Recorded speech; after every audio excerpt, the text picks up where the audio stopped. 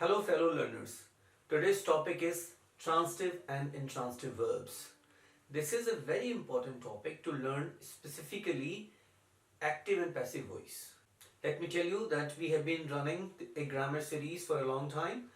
Until date, we have already made very long lectures on, say, tense, voice, narration, models, phrase, clause, simple compound complex sentences etcetera.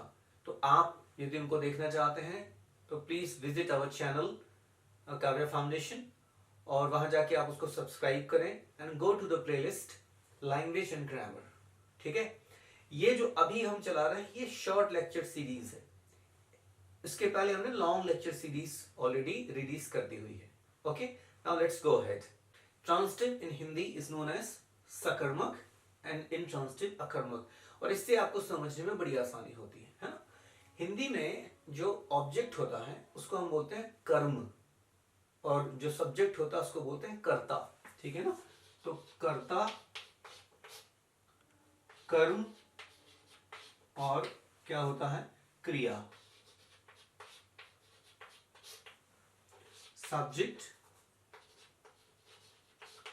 Object and verb. ठीक है ना, तो transitive verb क्या होती है? जो सकर्मक होती है, मतलब जिसमें ऑब्जेक्ट होता है। इंट्रांसिटिव क्या होती है? जिसमें ऑब्जेक्ट नहीं होता है। ठीक है ना, इसको हम उदाहरण से बेहतर तरीके से समझ पाएंगे। Okay, so what is the subject? Subject क्या होता है? The subject in a sentence performs one of these three functions. Either he or it is a doer, it हम बोल रहे हैं क्योंकि थिंग है, राइट। दूसरा, या तो दूसरा है उस पर कोई काम किया जा रहा है जो कि पैसिव वॉइस में होता है, और तीसरा होता है उसको डिस्क्राइब किया जा रहा है। ठीक है ना, अब हम कुछ उदाहरण लेते हैं तो हमको ये बेहतर समझ आएगा। Look at these three sentences. It is plain that the first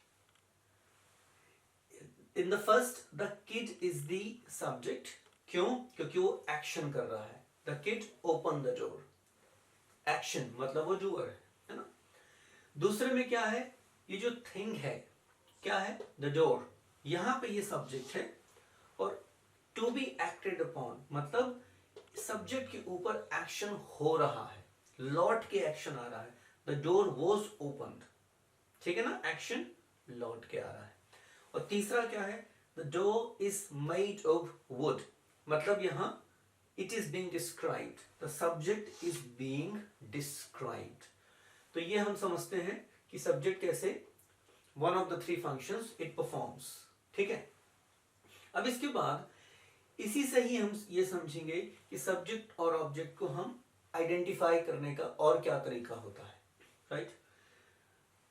इसमें आपने क्या करना होता है? वर्ब, देखें आप, open is a verb, is the verb here, not a verb here, is the verb, क्योंकि एक ही वर्ब है यहां।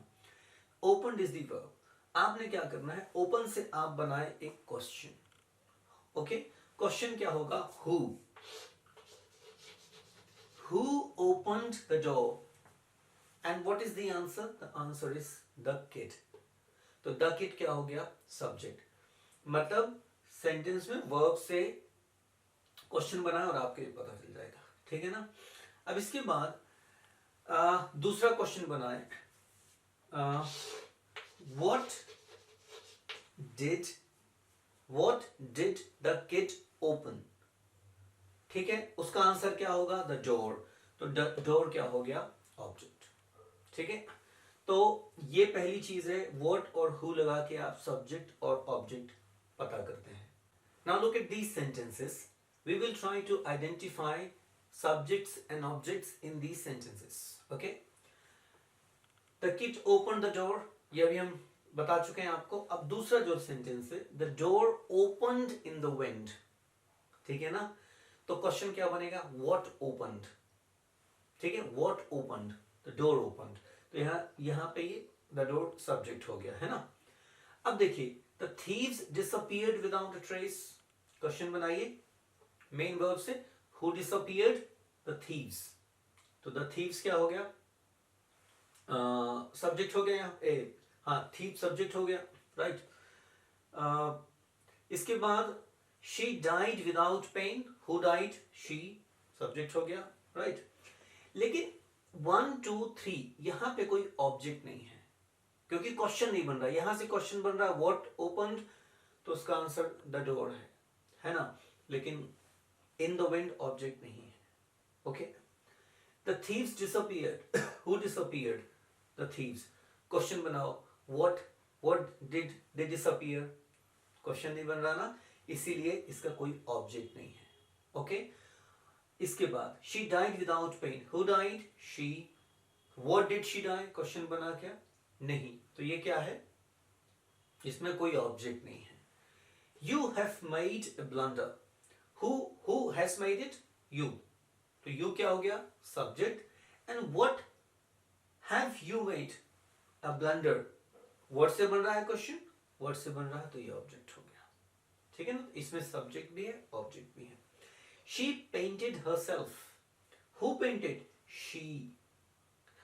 whom did she paint, है ना, तो whom से भी क्या बनता है, ऑब्जेक्ट बनता है, ठीक है ना। तो what से भी बनता, whom से भी बनता।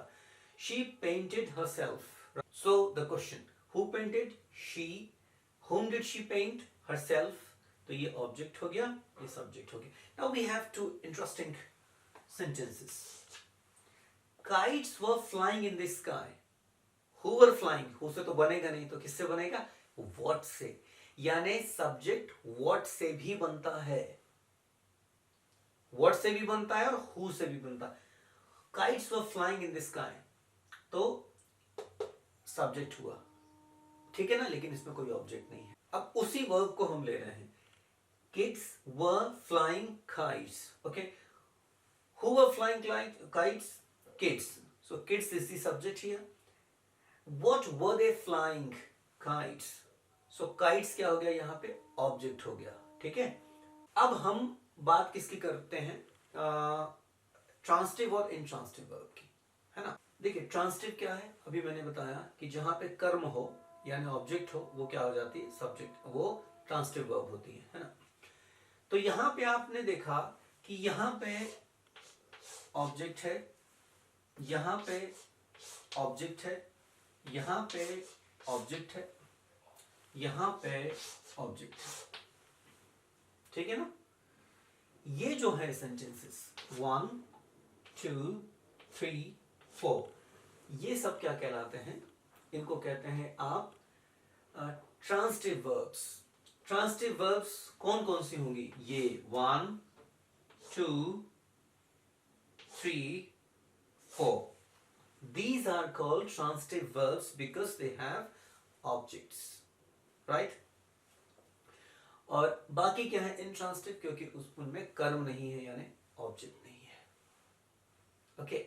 दूसरी बात, ये इन दो वर्ब्स को देख लो आप एक बार, ये और ये, इनको हम क्या कहते हैं, एम्बी ट्रांसिटिव, मतलब वो ट्रांसिटिव भी होती है और इंट्रांसिटिव भी होती है। तो देख लो आप यहाँ पे ट्रांसिटिव बन गई है ना, यहाँ पे इंट्रांसिटिव बन गई, यहाँ पे यहाँ पे ट्रांसिटिव है लेकिन यहाँ पे इंट्रांसिटिव है, ठीक है ना। तो ये बहुत सारी वर्ब्स होती है, जैसे क्लोज है तो आप क्या बोलोगे, the door closed and he closed the door, ठीक है।